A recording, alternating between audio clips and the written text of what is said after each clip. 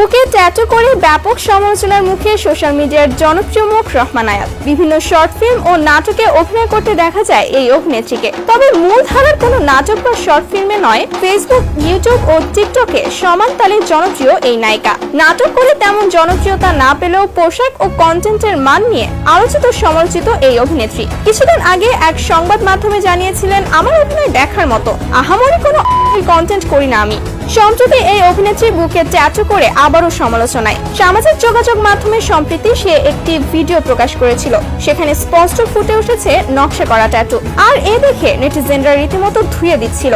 বুকের কাছে খুবই স্পর্শকাতর জায়গায় ট্যাটু করার কারণে বেশ কটাক্ষের শিকার হয়েছিল এই অভিনেত্রী। তবে শেষ পর্যন্ত বাধ্য হন বুক থেকে ট্যাটু সরাতে। ট্যাটু রিমুভ করার ভিডিও শেয়ার করে নিয়েছেন সোশ্যাল মিডিয়ায়, যেখানে দেখা যাচ্ছে এই নায়িকা রিকশায় করে একটা ট্যাটুর দোকানে যাচ্ছে। লেজার লাইট দিয়ে ট্যাটু মোছার সময় তাকে প্রচন্ড চিৎকার করতেও দেখা গিয়েছে এবং ভিডিওতে সে জানিয়েছে তার ত্বক নাকি খুবই সেনসিটিভ। আর তার এই সমস্ত কর্মকাণ্ডের কারণে নেটিজেনরাও বেশ মজা নিচ্ছে, কেউ কেউ তাকে নিয়ে করছে হাসি ঠাট্টা। তো বন্ধুরা, এই অভিনেত্রীর এমন কর্মকাণ্ডকে আপনারা কেমন চোখে দেখছেন সেটা অবশ্যই কমেন্ট করে জানাতে ভুলবেন না।